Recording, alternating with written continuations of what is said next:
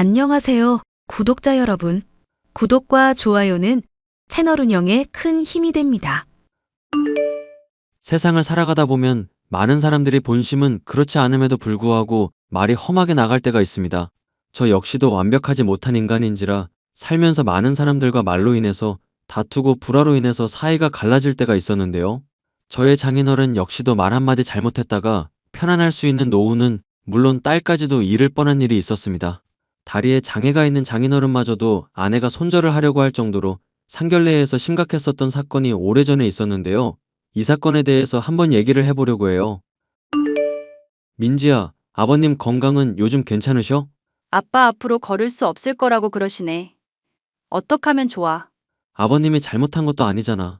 그리고 장애인 등록하면 국가에서 지원도 받을 거고. 네가 많이 도와주면 아버님 생활하는 데는 큰 불편 없으실 거야.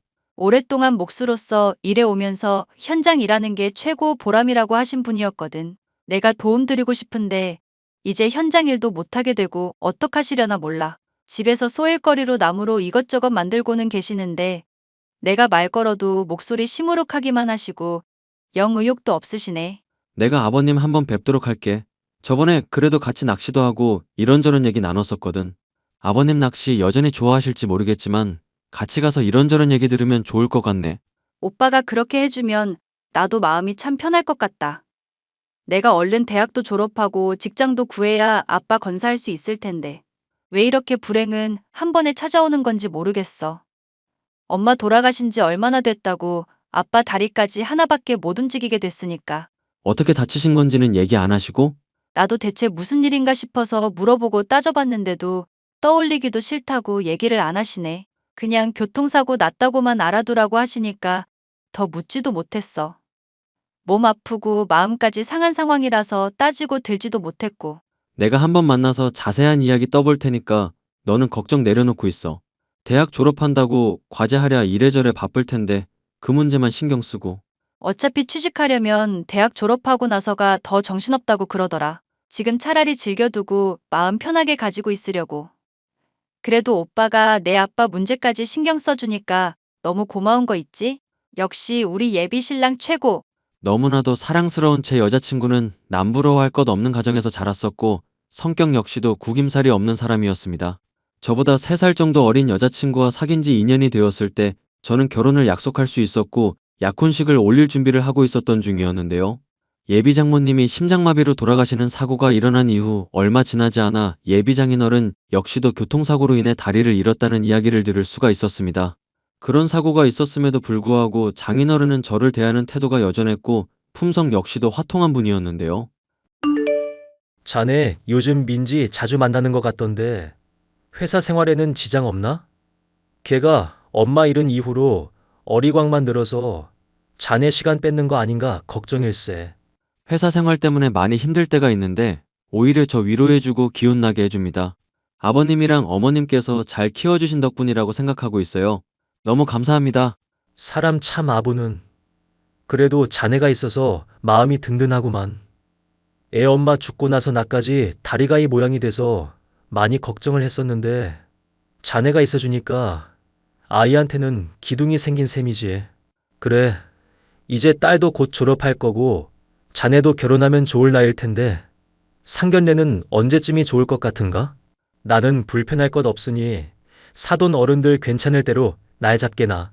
아버님께서 그렇게 배려해 주시면 날짜 잡는 건 어려울 것 없을 것 같네요. 그런데 괜찮으십니까? 사고 난 지 얼마 지나지 않아서 몸도 회복해야 하실 텐데 이렇게 상견례를 가져도 괜찮나 싶어서요. 내가 목수 생활만 20년가량 한 사람이야. 다리가 이 모양이 됐어도 돌아다니는 건 전혀 문제없네. 자네가 걱정은 해주니 마음만 달게 받겠네.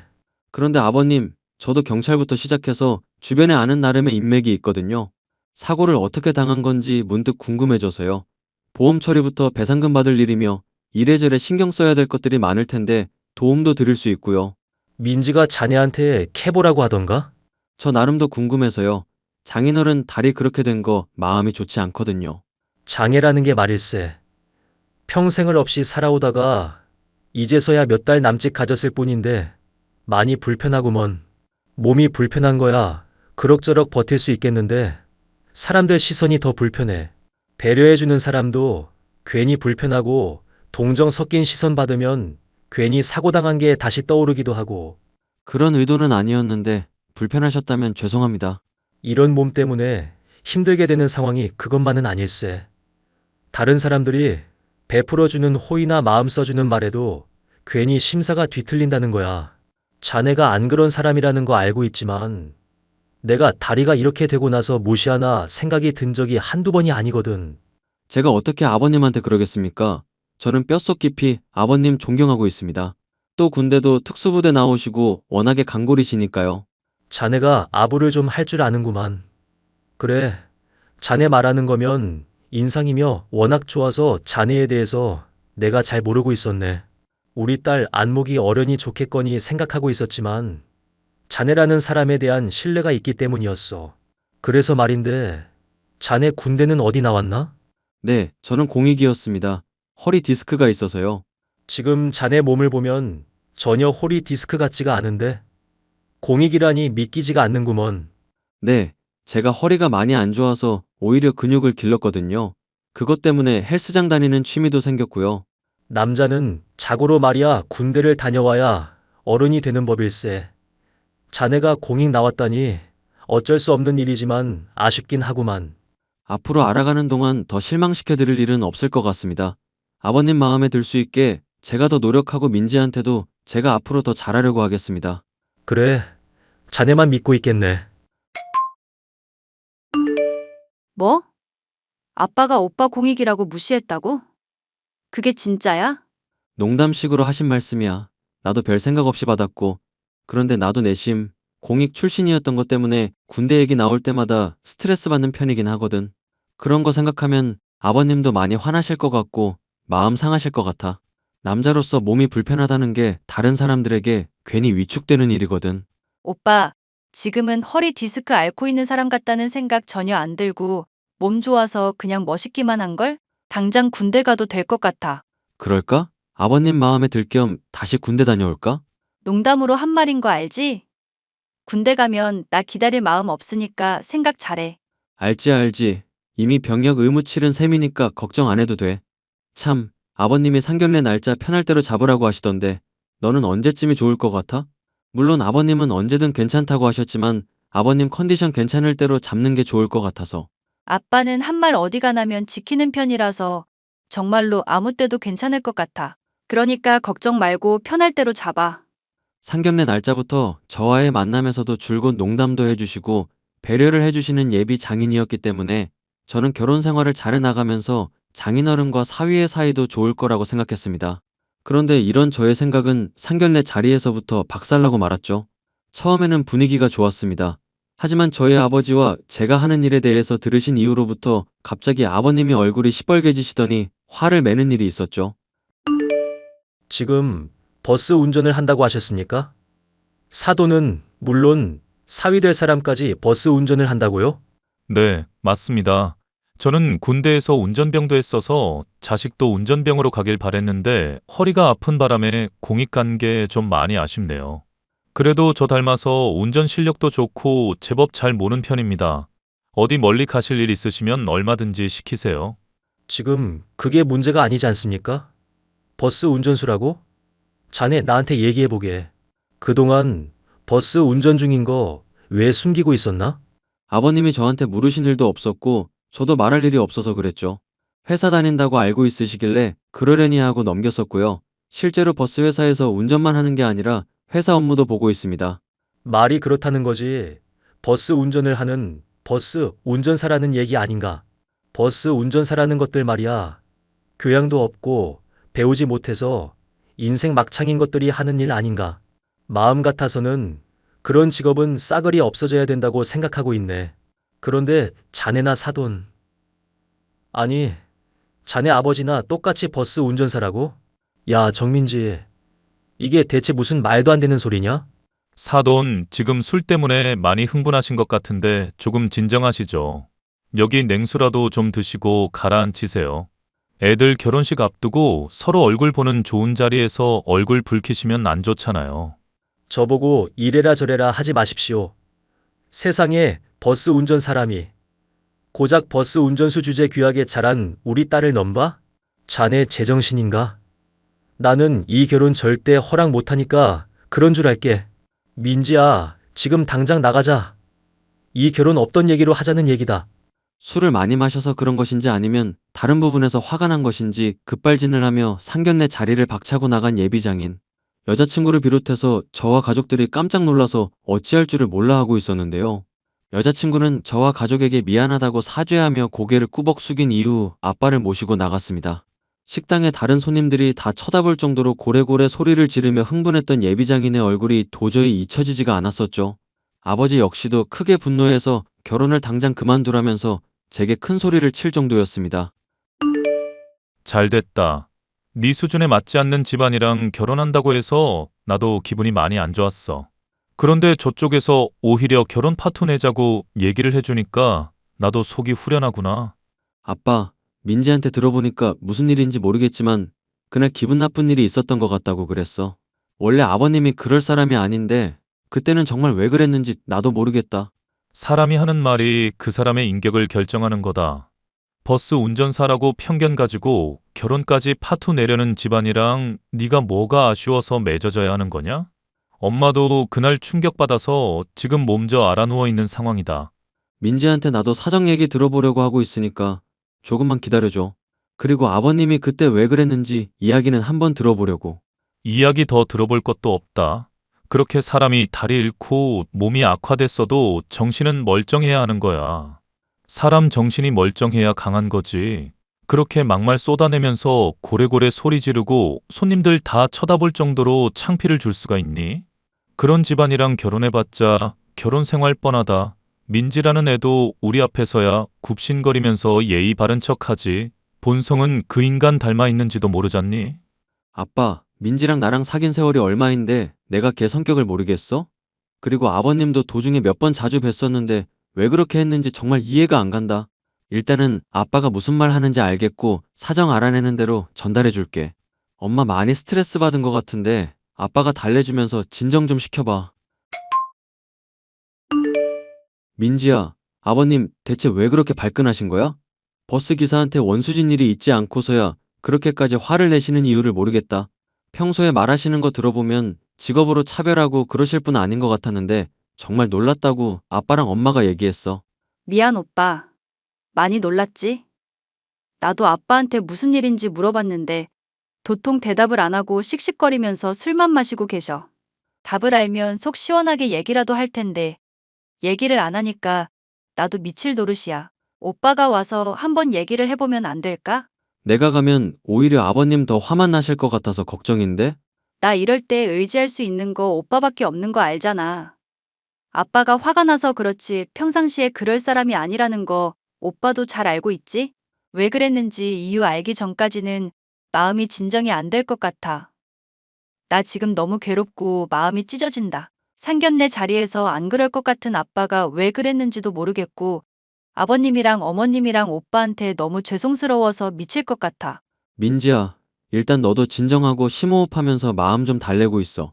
아버님이 왜 그랬는지 우리가 당장 이유를 알아낼 수 있는 것도 아니고 이 문제를 급하게 해결해야 되는 것도 아니잖아. 결혼식이야 언제든지 날짜 잡고 올릴 수 있는 거니까 진정해. 아버님이랑 어머님이 나까지 안 좋게 보면 어떡하지? 아버님은 나에 대해 별 얘기 없으셨어? 아빠는 지금 많이 놀란 것뿐이야. 아버님이 안 그러실 거라고 생각했는데 버스 운전한다고 많이 무시하시니까 화가 나신 것 같기도 하고. 그럼 어떡해? 아버님이 버스 운전하는 거 아니라 버스 회사 사장인 거 말씀드리기라도 할까? 그거 알면 아빠도 진정하려나? 그건 모를 일이지. 일단 아버님이 왜 화가 났는지부터 이유를 들어봐야 될 것 같아. 그리고 정말 버스 운전사라고 무시하는 거라면 괴로운 일이겠지만 아버님한테 많이 실망이고. 아빠 때문에 설마 우리 결혼까지 깰 생각은 아니지? 나는 오빠가 이 세상에서 제일 소중한 사람이고 아빠도 챙기고 싶지만 우리 행복을 일방적으로 방해할 자격까진 없다고 생각해. 네 말이 맞아. 일단 아버님이랑 한번 내가 얘기해 볼게. 왜 그런지 이유를 알아야 아빠랑 엄마도 설득하고 우리 결혼까지도 수월하게 올릴 수 있을 거야. 평소에 그러지 않던 사람이 화까지 내며 직업을 무시하는 말을 하자. 저 역시도 속이 부글부글 끓어올랐지만 무언가 이유가 있을 거라고 생각하게 되었습니다. 그 이유가 무엇인지를 꼭 알아내고 싶었지만 장인어른은 저의 얼굴도 제대로 보려고 하지 않더라고요. 찾아가서 문을 두들기며 제발 좀 대화를 하자고 요청해봤지만 도통 요지 부동이던 장인은 제가 일하는 버스 회사에 어느 날 갑자기 찾아오더라고요. 내가 그날 자네한테 분명히 말했을 텐데. 우리 딸 민지 소중하게 키웠고 자네 같은 버스 운전사한테 줄 수 없다고 분명히 말했잖아. 그런데 사람이 집까지 찾아오고 말이야. 내 딸이랑 여전히 사귀면서 꼬드기고 있고 말이야. 그럼 사람이 쓰나? 술 냄새가 많이 납니다. 아버님, 설마 술 마셨습니까? 내가 술을 마셨든 안 마셨든 그게 중요한가? 거렁뱅이 집안에 우리 딸 보내봤자 고생만 할 게 틀림없잖아. 그지 같은 집안에 보내서 고생할 게 뻔한 우리 딸 걱정돼서라도 자네랑은 결혼 절대 못 시키겠네. 당장 우리 딸이랑 헤어져. 헤어지라면 헤어지겠습니다. 그러면 누가 더 후회할지는 뻔한 일이겠지만요. 우리 딸 졸업 앞두고 있고 좋은 회사 취직할 미래가 뻔히 보장된 애야. 인상도 좋아서 취직은 물론 상견례까지 프리패스할 애라고. 그런데 자네의 미래는 뭔가? 버스 운전사나 하면서 지금 자리에서 안주하고 있지 않은가? 헬스 다니고 운동할 시간에 스펙을 쌓아서 좋은 회사 취직할 생각을 해야지. 네, 그러니까 헤어지겠다고 말하지 않았습니까? 여기 우리 아빠 회사인데 당장 헤어질게요. 뭐? 그게 무슨 소린가? 이 큰 버스 회사가 자네 아빠 거라고? 분명 버스 운전한다고 하지 않았나? 버스 운전도 사람이 없거나 급하거나 심심하면 할 수 있는 일이죠. 사장은 차 몰지 말라는 법 있습니까? 나는 민지한테 그런 이야기 못 들었는데 그게 정말인가? 민지도 아버님이 조건 보고 사위 선택하는 사람 아닌 거 알고 있으니까 이야기 안 한 겁니다. 그런데 민지도 그렇고 저도 그렇고 아버님이란 사람을 영 잘못 봤었네요. 조건 때문에 결혼 반대하고 딸이 진정으로 좋아하는 사람 막아선 아버님이란 사람도 영 실망스럽고요. 닥쳐. 닥치라고. 제 아빠, 아니 아버지가 말하더라고요. 사람이 몸이 건강하지 않을 수 있지만 마음은 건강해야 한다고요. 아무래도 아버님 마음은 건강하지 않은 것 같습니다. 몸 따라 마음가짐 않도록 하셔야죠. 닥쳐. 네가 뭘 안다고 함부로 짓거리는 거야? 니까짓 게 돈 좀 번다고 이정훈애를 무시해? 고작해야 공익 출신인 니놈이 몸 불편하다고 나를 조롱하는 거냐고. 조용히 하십시오. 술을 마셨으면 일찍 집에 들어가 쉬시고요. 이 회사에 불을 질러봐야 그 꼿꼿한 모가지가 꺾이겠구나. 내가 어떻게 하나 두고 보거라. 지금 뭐 하시는 겁니까? 당장 그만두세요. 주머니에서 라이터를 꺼내 들고는 버스에 불을 지르겠다고 난동을 피워대는 여자친구의 아빠 때문에 저는 크게 놀랄 수밖에 없었습니다. 결국 경찰에 신고를 하게 되었고 소동이 잠잠해진 뒤에 저는 여자친구와 이 문제를 놓고 이야기하기로 했습니다. 제 아빠가 버스 회사를 운영하는 사장이라는 것을 알고 있음에도 불구하고 여전히 결혼을 반대하는 예비 장인의 마음이 도무지 이해가 가지 않았죠. 돈 때문에 결혼을 반대하는 거라면 굳이 이렇게까지 반대를 하나 의아할 정도였습니다. 아빠가 대체 왜 이러는지 나도 울면서 호소해보고 얘기를 해봤는데 소용이 없더라. 오빠한테 준 상처 생각하면 내가 함부로 결혼 얘기도 할 수 없을 것 같아. 오빠 말대로 우리가 헤어지는 게 맞는 것 같고. 나도 홧김에 아버님한테 그렇게 소리친 것일 뿐이고 결혼하고 싶은 마음은 여전히 변함없어. 민지 너만 괜찮으면 우리 결혼식 올리자. 아빠랑 엄마는 내가 어떻게든 설득할게. 정말 괜찮겠어? 아버님도 어머님도 나한테 많이 실망하셨을 거고 이 결혼에 대해서 회의적이실 것 같아. 오빠가 무엇보다 나한테 실망했을까봐 나 겁나. 우리가 행복한 모습 보여주면 아버님도 언젠가는 마음 돌리실 거라고 생각해. 그리고 아버님이 뭐 때문에 이러는지 나는 잘 모르겠지만 뭔가 이유가 있지 않을까 그런 생각도 들었어. 그렇지 않고서야 술까지 마시면서 버스에 불 지르겠다고 난동을 부리실 필요가 있을까 싶기도 하고. 아빠가 어떤 문제를 갖고 있는지 모르겠지만 얘기를 안 해주니까 나도 아빠한테 이제는 마음 안 쓰고 싶어. 오빠랑 결혼하고 행복하게 살고 싶은 게 내 꿈이자 유일한 목표야. 정말 괜찮겠어? 너야말로 아버님이랑 완전히 결별하게 되고 연 끊는 생활해야 될지도 모를 텐데. 몸 불편하신 거 생각하면 너 마음 많이 힘들 것 같아서 걱정돼서 그래. 그렇다고 오빠와의 관계를 포기하고 싶은 마음은 없어. 오빠가 나 붙잡아줬고 용기 내게 해줬듯이 나도 오빠 기댈 수 있는 기둥이 되려고 노력할게. 아버님이랑 어머님 마음에 들 수 있도록 좋은 며느리 될게. 결국 저와 여자친구는 부모님의 반대가 있기는 했었지만 결혼식을 올릴 수 있게 되었고 몇 년이 지나기도 전에 아이 역시도 가질 수가 있었습니다.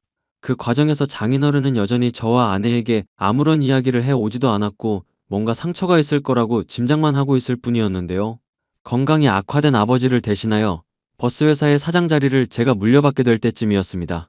결혼한 지 5년 정도 지난 시점에서야 장인어른이 왜 상견례 자리에서 난동을 피웠는지에 대해 진실을 말씀하셨죠. 다리를 절룩거리며 제 사무실에 찾아오신 장인의 얼굴은 전에 없이 수척하고 괴로워 보였습니다. 자네, 손주 사진 최근에 보내준 거 잘 확인했네. 아이가 아주 잘 컸더구먼. 경황이 없어서 자네에게 답장도 못하고 내가 미안하네. 아닙니다. 최근까지 술 많이 드신 것 같은데 몸은 좀 어떠신가요? 알코올 중독 때문에 간이 많이 악화되고 이대로 가다간 죽을 수도 있다는 이야기를 듣게 됐어. 그래서 술 끊고 운동도 하면서 조금씩 정신 차리고 있네. 다행입니다, 장인어른. 이 상황에서도 나한테 장인이라고 불러주는 건가? 자네라는 사람은 정말 속이 없는 건지 깊은 건지 모르겠구먼.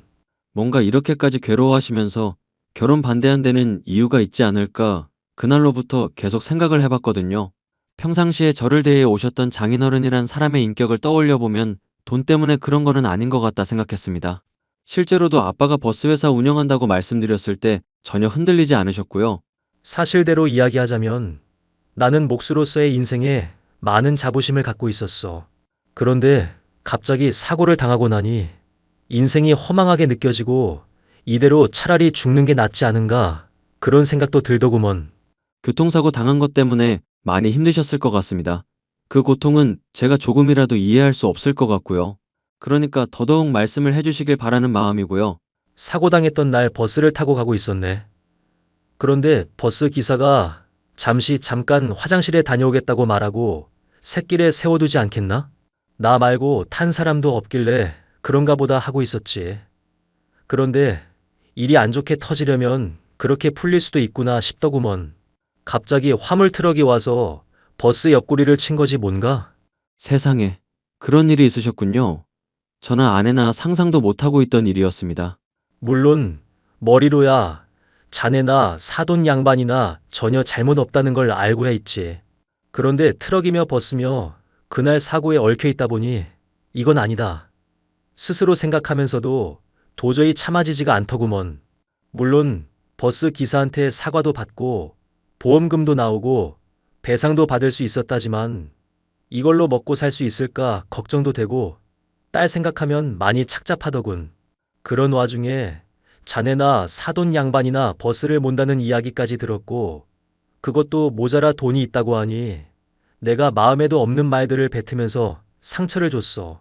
그런 자신이 한심하고 민망해서 몇 년 동안 술만 마시면서 사과할 기회도 놓치고 있었고. 장인어른은 아빠와 저에게 화를 내며 결혼을 반대했었던 이유에 대해서 진실을 털어놓으셨습니다. 버스 운전을 하기 때문에 결혼을 반대했던 것이 아니었고 돈을 못 벌기 때문에 귀한 딸을 못 준다고 했던 것이 아니었죠. 본인이 장애를 얻었던 사고와 관련이 있었기 때문에 스스로는 잘못되었다고 생각하면서도 고집을 부리고 말도 안 되는 반대를 했었던 것이었습니다. 그날의 잘못에 대해서 장인어른은 진심 어린 사과를 했고 저는 물론 아내와 가족에게도 이 진실을 털어놓더군요. 모든 사건의 진실을 들은 아빠는 그제서야 속이 후련하다면서 장인어른한테 앞으로 이 빚은 꼴보기 싫은 버스 운전사들이 자주 얼굴 비치는 걸로 톡톡히 받아내겠다면서 너털웃음을 터뜨리셨습니다. 장인어른은 그런 아빠의 장난기 어린 질책을 민망해 하시면서도 감사히 여겼고요. 그 뒤로 아내와 저는 장인어른을 모시고 살고 있고 몫으로서의 삶을 아예 놓고 술만 드시던 장인어른은 손주를 돌보면서 하루하루의 보람을 느끼고 계시는 중입니다. 사고로 인해 마음에 상처가 생겼고 그 상처가 갈등과 오해가 되어 결코 화합할 수 없을 것 같았던 문제가 되었지만 결국에는 화해하게 된 이야기였습니다. 이제는 그 오래전 일을 놓고 가족들이 다 같이 웃으면서 얘기할 수 있을 정도로 화목한 가정이 되었답니다. 사연 끝까지 들어주셔서 너무나 감사합니다.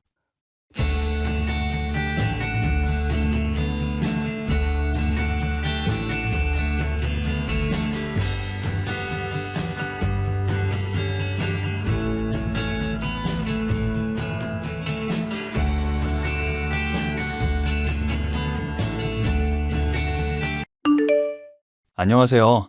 저는 현재 강남의 한 대학병원에서 정형외과 전문의로 근무 중인 30대 후반 남성입니다. 모처럼 휴일을 맞이해 그동안 하지 못했던 밀린 일들을 처리하느라 아침부터 분주했는데요. 은행도 다녀오고 서류 떼야 할 것도 있고 해서 바삐 움직이다 보니 초저녁이 되어서야 비로소 저만의 시간을 보낼 수 있게 되었답니다. 보고 싶었던 영화도 보고 치킨에 맥주 한잔하면서 여유를 만끽하니 얼마 전의 일이 떠오르네요. 사실 6개월 전에 저는 아내와 이혼 소송을 진행했습니다. 물론 보시다시피 제가 승소했고 잘 마무리되었지만 말이죠. 이혼의 원인은 아내의 가스라이팅과 외도 때문이었습니다. 참고 살아볼까도 싶었지만 용납이 안 되더라고요. 그때 이혼을 했기에 망정이지 결혼을 유지했더라면 이 자유를 느끼지도 못하고 호구처럼 살 뻔했으니까요. 어떤 사연인지 궁금하시죠? 그럼 제 이혼 사연 시작하겠습니다. 엄마, 바쁘세요? 저 지금 점심시간이라 잠깐 연락드려요. 오전에 문자 남겨놓으셨던데 무슨 일 있으세요? 지금은 통화하기 괜찮니? 네, 바쁜 건 다 끝났어요. 오늘은 수술 오전에 다 몰려 있어서 제가 좀 정신이 없었어요. 집에 무슨 일 있어요? 다름이 아니라 우편물이 와서 내 앞으로 온 거긴 한데 대출 해약 통보서라는데 혹시 이거 네가 갚았니? 얼마 안 남아서 금방 제가 갚아버렸어요. 그동안 엄마 고생 많으셨잖아요. 네가 돈이 어디 있어서 이런 큰 돈을 다 해결해. 지난번에 저 인센티브 받았잖아요. 엄마 아들 은근히 능력 있다니까요. 그러니 걱정하지 마세요. 걱정 안 하게 생겼어. 남은 빚은 이 엄마가 알아서 다 갚는다니까. 가뜩이나 미안해 죽겠는데. 내가 진 빚을 자식한테 떠넘기는 그 심정을 알기나 해? 그게 왜 엄마 빚이에요? 나 키우느라 뼈 빠지게 고생하신 거고 돌아가신 아버지가 남긴 빚이지. 내 빚이기도 한 거예요. 그러니 너무 염려 마시고 이제는 좀 쉬세요. 어휴, 내가 정말 너 때문에 못 산다. 이제 엄마 호강시켜 드릴 일만 남았어요. 제가 많이 늦었죠? 늦긴 다 먹고 살자고 아등바등 하다가 그런 건데 뭘. 그나저나 너 결혼 생각은 없니? 이제야 숨통 좀 트이겠는데 무슨 결혼이요. 전 그냥 이대로가 좋아요. 너도 이제는 네 살 길 찾아야지. 엄마가 중매 좀 서줄까? 에이, 안 그러셔도 돼요. 저 인위적인 만남 추구하는 거 싫어하잖아요. 인위적이고 그런 거 따져서 뭐 해. 너 좋다는 사람 있으면 빨리 낚아채. 너도 이제 행복하게 살아야지. 그동안 고생한 만큼. 엄마 걱정하지 마시라니까요. 저 그렇게 돈 없지도 않고 나름 잘 나간다고요. 아무튼 오늘 저녁은 나가서 먹어요. 저 오늘 6시에 진료 마감하고 바로 갈 테니까 엄마 좋아하는 냉면 먹으러 가요. 연락하면 집 앞으로 나오시고요. 그래, 알겠다. 조금 이따 보자꾸나. 대현아, 밥은 먹었어? 아직 식사 전이면 나랑 밥 좀 먹자. 나 아직 식사 전이지. 지금까지 뭐 했는데 밥을 안 먹었대? 너 오늘 수술 스케줄 없다며? 말도 마라 진짜. 이번에 들어온 인턴이 아주 골 때리는 녀석이야. 그 녀석 때리고 하나하나 가르쳐 주려니 머리가 터질 지경이라고. 야, 우리 짬밥에 인턴을 가르쳐? 우리 교수야 임마. 그런 건 전공의들 시키면 되잖아. 몰라. 아무튼 점심 같이 먹자. 그리고 너 오늘 저녁에 뭐 해? 나랑 같이 쇼핑몰 좀 갈래? 점심은 상관없는데 저녁은 엄마랑 밥 먹기로 해서. 어머님이랑 오랜만에 외식하나 보네. 좋겠다. 나는 가족들 다 떨어져 살아서 늘 혼잔데. 그럼 너도 같이 먹을래? 엄마가 안 그래도 지난번에 네 얘기 하더라. 우리 엄마가 유일하게 기억하고 있는 애가 너야. 너 영광으로 알아야 해. 나중에 어머님 모시고 식사 한번 하자. 지난번에 챙겨준 김치랑 반찬들 너무 맛있었어. 엄마가 너 집밥 먹은 거 오래됐을 거라더라. 오피스텔 바로 옆에 사는데 잘 챙겨주라고 당부하셨어. 워낙 둘 다 바쁘다 보니. 아무튼 점심 먹으러 가자. 구내식당 갈 거지? 그럼 어디 나갔다 오기도 애매하잖아. 아무튼 점심 같이 먹어줘서 고맙다. 맞다. 내 정신 좀 봐라. 우리 과 간호사가 너한테 관심 있나 봐. 간호사? 누구? 김소연 간호사라고 연예인 뺨치는 사람 있잖아. 글쎄 나한테 너랑 친하냐고 물어보더라니까? 에이, 그거 가지고 어떻게 확신하냐. 여자는 여자가 보면 알아. 김 간호사가 너한테 관심 있어. 이참에 한번 진지하게 만나보지 그래? 난 적극 찬성이다. 우리 나이 이제 30 중반인데 누가 데려가려 하겠냐고. 아무튼 내가 다리 좀 놔줄까? 됐고 밥이나 먹어. 무슨 다리를 놔. 난 지금도 만족하면서 살고 있으니까 걱정하지 마라. 으이고, 너 그러다 독거노인 된다? 아무튼 내가 슬쩍 다리 좀 놔줄 테니까 잘해봐. 모태솔로로 살다 죽는 것만큼 억울한 건 없을 거야. 위에서도 언급했다시피 저는 병원에서 근무하며 혹독한 스케줄 때문에 연애 한 번 할 시간이 없었습니다. 물론 핑계로 들리시겠지만 수술도 해야 하고 제 전공 특성상 정말 다양한 환자들이 많았기 때문에 몸이 10개라도 모자랄 지경이었어요. 바삐 살다 보니 나이도 30 중반이었고 남들보다 100배 1000배 노력하니 조금 이른 시점에 교수 타이틀까지 달았고 홀어머니와 집안의 빚까지 신경을 써야 해서 저 말곤 다른 누군가에게 관심조차 없었습니다. 어려서 가정 형편이 어려웠던 탓에 홀어머니가 식당에서 일하시면서 저를 뒷바라지 하셨고 그 노력이 헛되지 않게 평생 베풀며 살아야겠다는 생각에 정말 이 악물고 잠자는 시간 아껴가며 공부에 매진했습니다. 장학금을 받으며 대학에 입학했고 전문의 자격증을 취득한 뒤에는 오래전에 사두었던 주식이 폭등하면서 여유자금까지 생겨 금전적인 여유로움도 생기게 되었죠. 인생이 이제는 조금씩 풀리려나 보다 싶을 때 동료 직원의 소개로 아내를 만났습니다. 아내는 저보다 10살이나 어렸고 소아과 소속 간호사였어요. 처음에는 만남을 거절했지만 막상 만나보니 거절이 무색하게도 눈에 담기도 버거울 정도로 예쁜 사람이었고 성격도 좋아서 자연스레 호감이 갔더랬죠. 그렇게 1년 반 정도 서로 알콩달콩 보통의 연인들처럼 연애했고 아내 쪽에서 먼저 결혼을 제안했습니다. 오빠, 우리 만난 지도 2년 다 돼가는데 나이도 들고 더 늦기 전에 결혼하는 건 어때? 소연이 너는 결혼이 그렇게 하고 싶어? 그걸 말이라고 해? 내 나이가 벌써 27이야. 오빠는 내일 모레 40이고. 나이가 중요한 건 아닌데 솔직히 난 아직 마음의 준비가 안 됐거든. 평생 마음의 준비만 하다가 늙어 죽을 것도 아니고. 오빠 좋다는 사람 있을 때 결혼해야지. 난 30 전에 하고 싶어. 오빠도 더 늦기 전에 결혼해서 아이도 낳고 자리 잡아야지. 네 말도 틀린 건 아닌데 넌 아직 젊잖아. 지금 결혼해도 이르다는 소리 들을 건데 후회하지 않겠어? 후회를 해도 내가 해. 난 오빠랑 당연히 결혼할 거라고 생각했는데? 오빠는 나 사랑 안 해? 사랑하지. 안 그러면 만나지도 않았지. 내가 진지하게 생각해 볼게. 생각해 볼 게 뭐가 있어? 또 그러다가 허송세월 보낸다. 내가 지난번에도 한번 눈치 줬는데 모른 척 했잖아. 이번엔 나도 양보 안 할 거야. 그럼 어떡하자는 거야? 뭘 어떻게 해? 양가 어른들한테 결혼하겠다고 인사드리고 허락하시면 상견례 날 잡고 결혼 준비하면 되는 거지. 내가 직업만 의사지. 결혼하면 네가 버거울 수도 있는데 괜찮겠어? 어머님 혼자 계시는 거? 그게 무슨 상관인데? 우리 결혼이지 다른 사람들이랑 하는 결혼 아니잖아. 이것저것 따지면 결국 아무것도 못해. 그럼 인사드리는 거로 알고 부모님께 일정 물어볼게. 오빠도 어머님께 말씀드려. 그래, 그러자. 말 나온 김에 인사드리고 준비를 하든지 해야지.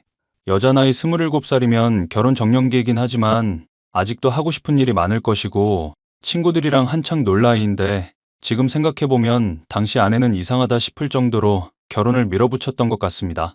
저는 당황스럽긴 했지만 아내 정도면 인생을 함께해도 되겠다는 생각이 들었고 양가 집안에 인사를 드리기로 했어요.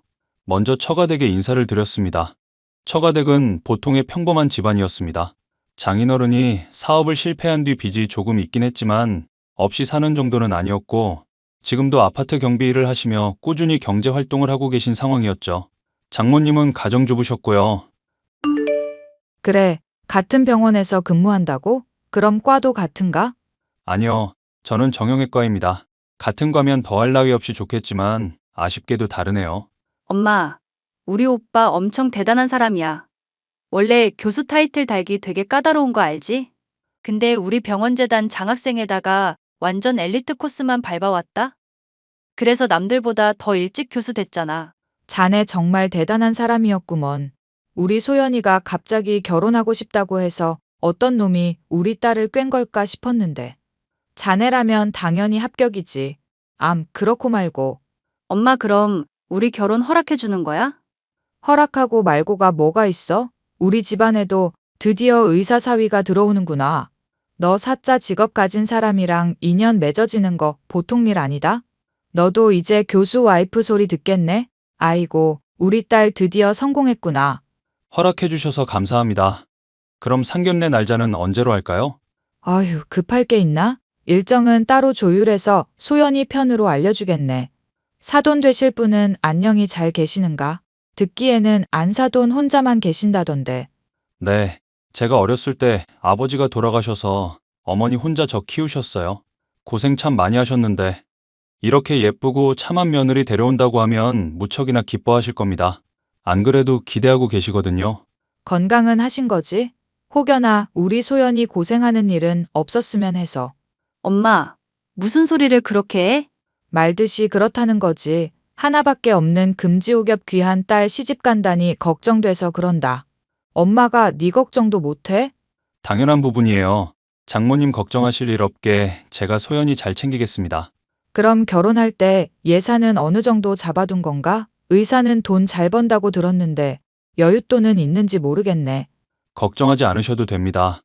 사실 집안 형편이 어려워서 얼마 전까지 빚을 갚는 상황이었는데 저희 둘 결혼하는 데는 아무 지장 없습니다. 제 앞으로 청약된 아파트 하나 있고요. 지금 살고 있는 오피스텔에서 신혼살림 시작할 생각입니다. 병원이랑 가깝기도 하고 생활권도 좋고요. 아이고, 걱정 없겠네. 어디서 이런 복덩이가 굴러 들어왔을까? 그럼 날짜 상의해서 알려주세요. 저도 어머니께 말씀드려 놓겠습니다. 오늘 보니까 아가씨가 되게 참하고 예쁘더라. 너랑 정말 어울리는 한 쌍이야. 그쪽 집에서는 별말 없었지? 우리 소연이가 예쁘기는 하지. 장모님도 별 말씀 없으셨어. 엄마가 걱정하는 그런 일 없어. 그거 참 다행이구나. 그나저나 아가씨는 뭘 이렇게 바리바리 싸들고 왔대? 그냥 와도 되는 건데. 어떻게 그냥 와. 그래도 시어머니 될 분 뵙는다고 며칠 전부터 얼마나 고르던지. 소연이 예쁘게 잘 봐줘요. 그래, 안 그래도 나이도 어린데 싹싹하기까지 해서 어찌나 마음에 드는지 모른다. 생각하는 게 자기 또래들 같지 않고 성숙해. 그렇지? 일찍 사회생활 시작해서 더 그럴 거야. 아무튼 엄마 마음에 들었다니 다행이네. 그럼 언제로 할까? 혹시 따로 생각해둔 날 있어? 언제든 상관없다. 너희들이 근무에 제한되지 않는 날, 하기 편한 날에 하렴. 알겠어. 그럼 3주 뒤에 우리 둘 다 비번인 날 있는데 그날로 식당 예약하고 일정 잡아둘게. 그리고 신혼집이나 이런 건 생각해둔 게 있니? 나이도 어린데 우리 집에 시집 와서 고생하는 거 아닌지 모르겠다. 뭐 하나라도 더 챙겨주고 싶어서 그런데 결혼하면서 필요한 게 있으면 언제든 말해줘. 옷이라도 한 벌 더 사주든지 해야지. 그래야 내 마음이 편할 것 같구나. 엄마, 벌써 며느리 챙기는 거야? 부럽다, 부러워. 부족한 건 없을 거야. 내 능력 대단한 거 알지? 마음 써줘서 고마워. 나 소연이랑 행복하게 잘 살게. 다행히 양가 집안에서는 저희 둘의 결혼을 허락해 주셨습니다. 신혼집도 제가 살고 있던 오피스텔에서 시작했던 터라 인테리어나 가전, 가구를 조금 드리는 것 말고는 할 게 없었어요. 그렇게 많은 사람의 축하를 받으며 결혼식을 올렸습니다. 신혼여행은 도저히 스케줄이 맞지 않아서 나중에 때가 되면 가기로 했어요. 저희 부부는 결혼식이 끝나고 2일 정도 쉰 다음에 일상으로 돌아갔습니다. 서로 일이 바빠 정신없는 나날을 보내게 되었고 근무 시간이 맞지 않을 때면 이틀에 한 번씩 볼 정도였어요. 그만큼 더 애틋한 것 같아서 서로 나름대로 만족하며 잘 지내고 있었습니다. 여보, 우리 아이 갖자. 바빠서 시간이 잘 안 나긴 하는데. 그래도 노력하면 빨리 생길 것 같거든. 어때? 나든 상관없는데 당신이 감당할 수 있겠어? 안 그래도 지난번에 간호사들 사이에서 태움인지 뭔지 말 나왔다며. 솔직히 나도 신경 쓰여. 근데 당신도 알다시피 시간이 별로 없잖아. 나 병원 그만두고 임신 준비하고 싶어. 당신 내조하면서 건강관리도 좀 하고.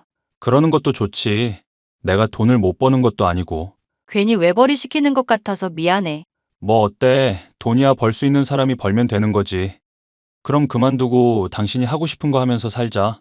아이 문제는 같이 고민해보자. 정말? 당신도 노력할 거지? 그럼 우리 아이인데 당연히 노력해야지. 난 당신 닮은 딸 낳고 싶어. 그렇게 말해줘서 고마워. 나 그럼 사직서 제출할게. 이것저것 알아봐야겠다. 편한 대로 해. 내가 지난번에 준 생활비 카드 갖고 있지? 그걸로 하고 싶다는 거 결제해. 필요한 물건 있으면 뭐든지 사고. 이참에 보약도 한 채 지어 먹는 게 어때? 예전에 기사 찾아봤는데 여자들이 임신 준비하면서 민들레즙도 많이 마신다더라고. 그런 것까지 알아봤어? 나는 필라테스, 요가 정도로만 알아봤지. 역시 내가 남편 하나는 잘 골랐다니까? 하고 싶은 게 있을 때 부지런히 해놔야 해. 아무튼 우리 앞으로 잘해보자. 내가 남편으로서, 아빠로서 잘 해낼게. 저희 부부가 본격적으로 자녀 계획을 세우기로 했고, 아내는 필라테스, 요가, 헬스, 골프 등 온갖 운동을 하기 시작했습니다. 보약도 지어 먹고 몸에 좋다는 건 다 챙겨 먹는 모습을 보니 정말 아이를 간절히 원했나 싶어 내심 미안해지더라고요. 그래서 더 아내가 하고 싶은 대로 내버려뒀고 필요한 게 있으면 무엇이든 장만해 주었습니다. 그렇게 서로가 노력하며 찾아올 결실을 기다리고 있던 때 검은 먹구름이 들이오기 시작했어요. 바로 처가댁 사정이 급격히 안 좋아진 겁니다. 무슨 일이 있었는진 모르겠지만 여윳돈도 없었고 길거리에 나앉게 될 상황이었죠. 전세 계약도 곧 만료여서 금액에 맞는 집을 구해야 하는데 집도 쉽사리 구해지지 않았습니다. 전 재산이나 다름없는 전세금으로 집 하나 구하지 못하는 상황에 처가댁은 암울하기 그지없었어요. 그러다 아내가 도저히 안 되겠는지 저에게 도움을 요청했습니다. 여보, 정말 미안한데 여윳돈 좀 있어? 여윳돈? 혹시 돈 필요해? 당신도 알잖아. 우리 집 지금 많이 힘든 거. 지금 전세 계약도 곧 만료인데 10년 전 전세금 한 번도 안 올리고 산 거라 그 금액으로 집도 못 구하고 당장 그 집에 이사 들어온다고 하는데 하루라도 빨리 집을 구해야 하거든. 여윳돈도 없는 상황이고. 장인어른이나 장모님은 어떡하고 계셔? 뭐 별 수 없지. 부동산 이리저리 알아보고 계셔. 그 가격에 구할 수 있는 건 원룸이나 투룸 지하방밖에 없대. 그래서 지금 엄청 난감한 상황이거든. 어떡하냐. 갑자기 상황이 안 좋아졌네. 나도 비상금 있던 거 결혼하면서 다 썼고. 잠깐, 이게 뭐야? 주식 목록이고 옆에 이게 얼마야? 어머나, 어? 아무것도 아니야. 이리 줘. 그냥 내가 예전에 사둔 주식들이야. 지금은 나름대로 인지도가 있더라고. 왜 이런 걸 진작에 말을 안 해? 그럼 지금 여윳돈 있는 거 맞지? 있긴 있지. 와, 이거 봐봐. 당신 그동안 나 속인 거야? 9억 가까이 되는 돈도 있으면서 왜 그렇게 없이 사는 척했어? 내가 미리 말 못해서 미안해. 말할 타이밍 놓쳐서 매번 까먹고. 아니야, 그럴 수 있지. 그럼 자기야, 우리 좀 도와줄 수 있어? 내가 말한 5억 정도만. 5억씩이나? 빚 갚으려고 하는 거면 빌려줄 수 있는데 혹시 용도가 뭔지 물어봐도 될까? 집 구해야지. 이 정도 돈이면 아파트 전세는 구할 수 있겠다. 근데 가만 생각해 보니까 당신 좀 너무한데? 응? 뭐가 너무해? 아니, 이런 큰 돈이 있으면서 왜 나한테 아무 말도 안 했어? 그리고 우리 집 사정 안 좋은 거 알고 이만한 돈도 있으면서 선뜻 도와준다고 말 못해? 설마 이제는 나 사랑하지 않는 거야? 자, 자기야, 그게 무슨 소리야? 내가 당신을 사랑하지 않는다니? 세상에 그런 억지가 어디 있어? 그럼 이런 거 나한테 숨길 이유가 없잖아. 부부 사이에는 비밀이 없다고 하던데. 지금 이게 나 무시하는 거지 뭐야? 당신 정말 해도 너무해. 아이, 참 왜 그럴까? 내가 미리 말하지 못한 건 정말 미안해.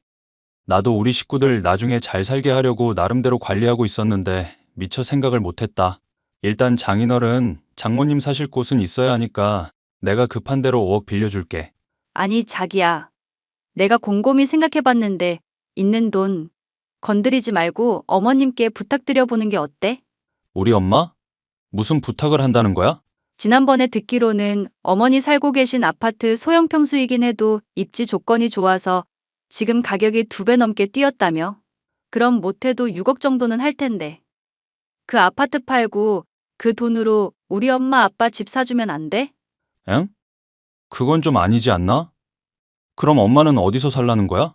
어머님은 혼자 밥벌이도 하시고 가게에 큰 방도 딸려 있잖아. 그냥 당분간만 거기서 지내시라고 하면 되지. 엄마도 불편해 하실 거야. 집은 내가 잘 알아볼 테니까 기다려줘. 빚값 하나 가시려면 힘드실 테니 내가 편안하고 좋은 곳으로 알아볼게. 아, 아니다. 아무리 생각해도 괘씸해서 안 되겠어. 당신 둘 중에 하나 선택해. 뭘 말하는 거야? 울 부모님 모시고 살자. 집을 사주던지. 지금 골라봐. 둘 중에 하나 선택하라고.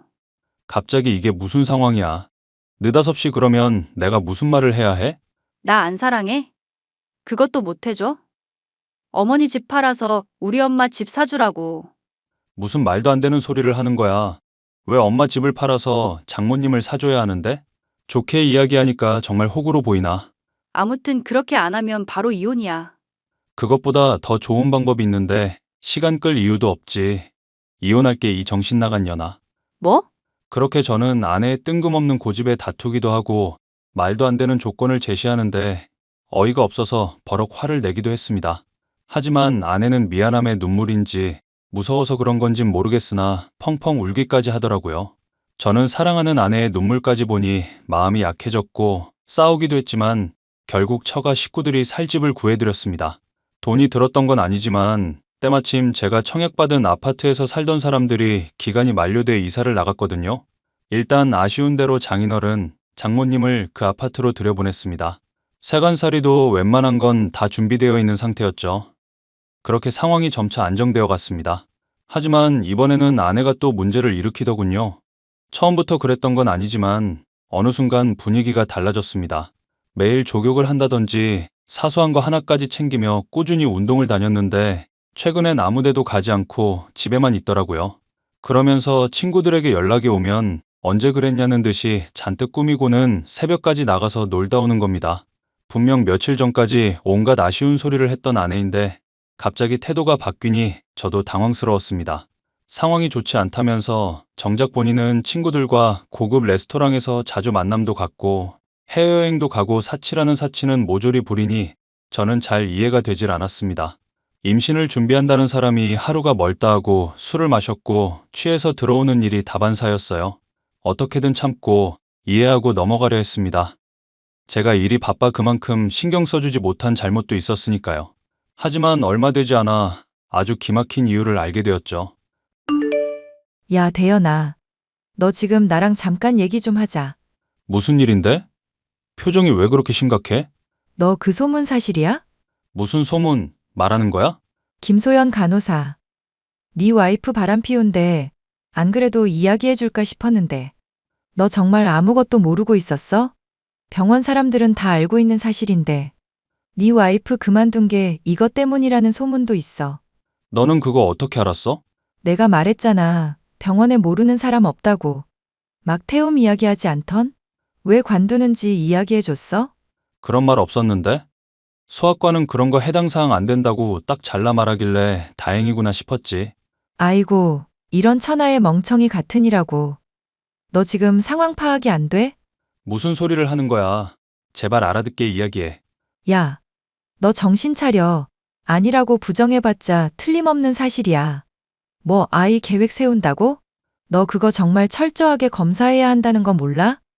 둘이 산부인과 가서 같이 검사 받은 적 있어? 배는 얼마나 나왔어? 임신했으면 시기상으로 배도 나와야 하는데 내 와이프 도대체 어디서 뭘 하고 다니는 거야? 아, 임신 안 했으니까 술을 마시고 다니는구나. 너는 네 와이프 얼마나 믿어? 난 왠지 찝찝하다. 영 아니다 싶어. 네가 찝찝할 건 없지. 우리 부부 문제인데. 소연이한테 무슨 일 있는지 아닌지는 내가 알아볼게. 저는 아내가 병원을 갑자기 그만둔 것도 그렇고 의심쩍은 행동이 한둘이 아니어서 사람을 시켜 뒷조사를 해보기로 했습니다. 직장 동료들까지 한두 명 나서서 저에게 아내에 대해 이야기를 해줄 정도면 조금은 심각한 상황이다 싶었죠. 며칠 뒤 저는 충격적인 사실을 알게 되었습니다. 아내는 그동안 제가 주는 생활비로 온갖 사치를 부리고 있었습니다. 필요한 게 있으면 뭐든지 사라고 했던 제 말 때문에 무언가를 샀다 하면 필요해서 샀겠지 싶어 대충 넘겼거든요. 아차 싶어 명세를 보니 호텔, 여행지 등 온갖 곳에서 결제된 내역이 수두룩했습니다. 그렇습니다. 아내는 바람까지 피우고 있던 거였죠. 그리고 임신 준비를 한다는 것도 거짓말이었어요. 임신을 핑계로 저한테 돈을 뜯어내려고 거짓말을 했던 겁니다. 저는 모든 사실을 알고 난 뒤 한동안 아무것도 할 수 없었어요. 평생 사랑하며 살겠다고 많은 사람 앞에서 맹세까지 했음에도 불구하고 밀려오는 배신감은 어쩔 줄 모르겠더라고요. 제게 왜 이런 일이 일어났나 싶으면서도 제가 다 부족하고 어리석으니 당하는 건가 싶어 온갖 짜증이 밀려왔습니다. 당신 어딜 그렇게 싸돌아다녀? 오늘은 어딜 다녀온 거야? 뭐? 말을 왜 그렇게 해? 오전에 요가 갔다가 오후에 친구들 만나서 놀고 왔어. 진숙이 알지? 걔가 다음 달에 결혼하거든. 그래서 처녀 파티해주고 왔지. 처녀 파티 같은 소리 하고 있네. 끝까지 나한테 거짓말하려고 해? 당신 사실대로 말하면 용서해줄게. 무슨 소리야? 무슨 소린지는 당신이 더 잘 알겠네. 다 필요 없어. 우리 이혼하자. 뭐라고? 이혼? 당신은 이혼이 그렇게 쉬운 일이야? 나 사랑한다며. 평생 사랑하며 살겠다며. 그때랑 지금이 같아? 당신도 안 입고 오면 퇴근길에 남자친구 사귀던가? 난 이런 식으로는 못 살겠어.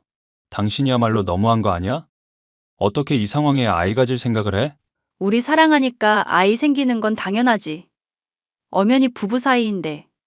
너무 안 생겨도 문제 아니야? 내가 보기엔 네가 더 문제야. 그러니 말 돌리지 말고 이혼 서류에 얌전히 도장 찍어.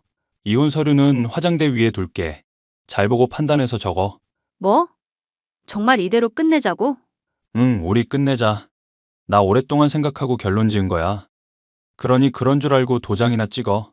그리고 미리 말해주는데 나 이미 변호사도 선임했고 준비 다 끝났거든. 뭐? 이러지 말고 여보. 우리 이야기 좀 하자. 응? 난 너랑 할 이야기 없다니까.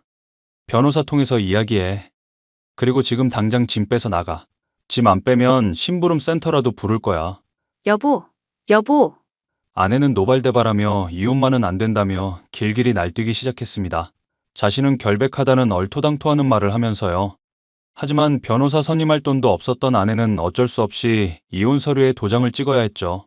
그 뒤로 저는 이삿짐 센터를 불러 아내의 짐을 모조리 빼서 처가댁으로 보내버렸습니다.